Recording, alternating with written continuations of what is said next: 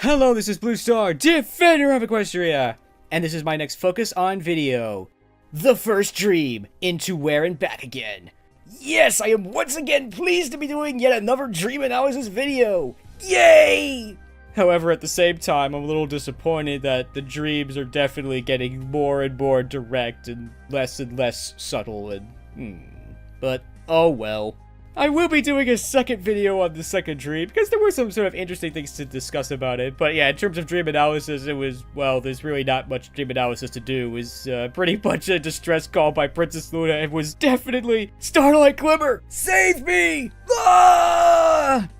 The first dream was still, there's some sort of dream-worthy analysis stuff going on there, but at the same time, not really, because unlike the other dreams, like Sleepless in Ponyville and For Whom the Sweet Bell Toils, this was definitely a much more direct dream. Like, this is literally the thing that Starlight Glimmer is afraid of. This is the nightmare scenario that she is fearing that could happen when she goes back to this village, is that, oh, the ponies didn't really want me to come, and they all still hate me, and they're gonna laugh at me, and it's like, oh. And almost in a way, it's like, you didn't really think we wanted to be friends with you.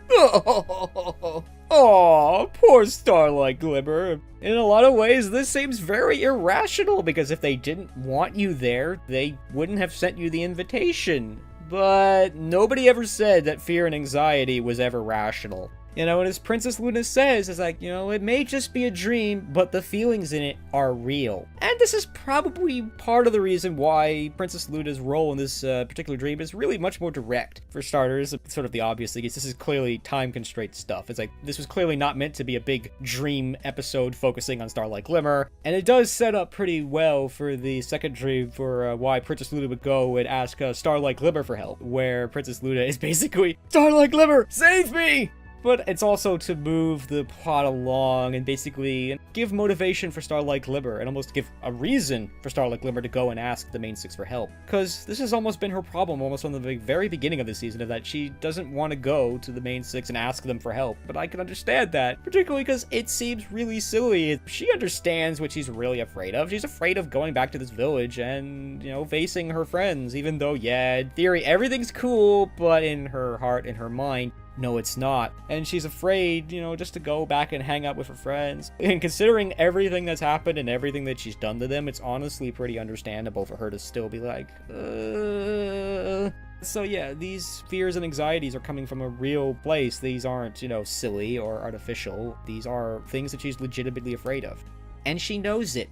And this is the second reason why this dream is so direct. It's because Starlight Glimmer immediately realizes that, oh, I'm really worried about facing my friends and going to this festival.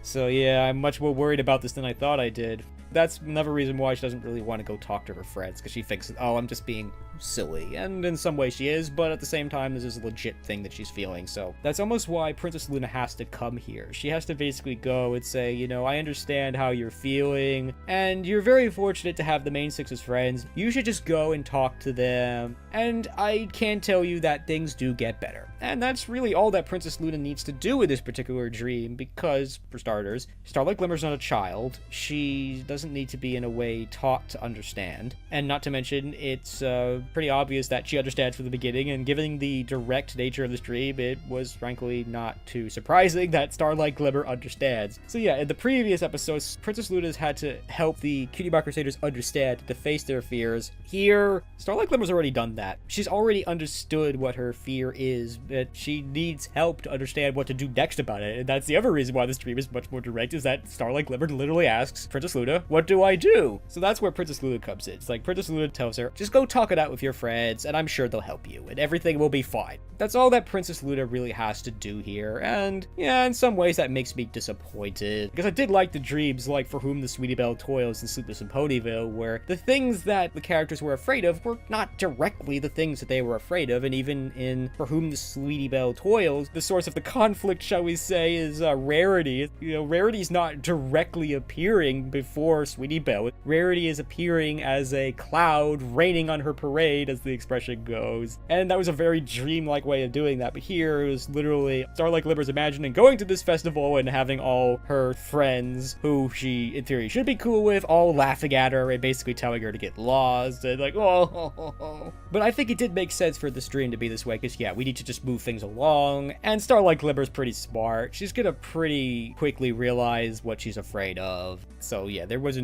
need to do a big metaphorical thing here. And in some ways, I don't really know what would that dream have looked like. You know, just really emphasize that Starlight Glimmer is actually really, really nervous about this. And to also show why is she nervous about this. Even the very beginning of this episode, you know, the characters, when they see Starlight Glimmer get the note that, oh, and just seeing she's freaking out, is like, huh? What's the big deal? Well, this is why this is a big deal to her. She's afraid of, you know, that her friends are not really her friends, and then they're just gonna laugh at her, and like, they don't actually want to be my friend, is basically, I think, what she's ultimately afraid of. Oh dear, so, Again, considering everything that's happened, I think that's a legitimate and understandable way to feel.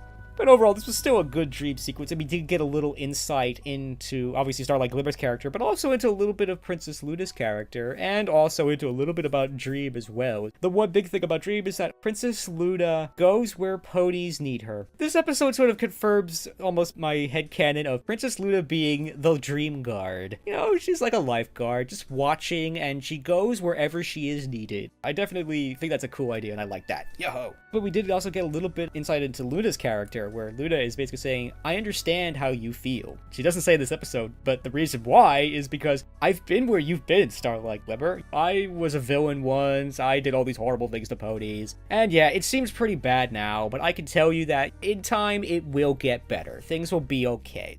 Again, you know, it does sort of confirm that Princess Luna just wants to help ponies. She wants to help them get through these things because she's been through a lot of these sorts of things herself, and she just simply wants to help ponies to overcome those things, and I think that's awesome. Yo! So that is the end of my video on The First Dream into Where and Back Again. This is Blue Star. Stay strong and pony on. Blue Star out.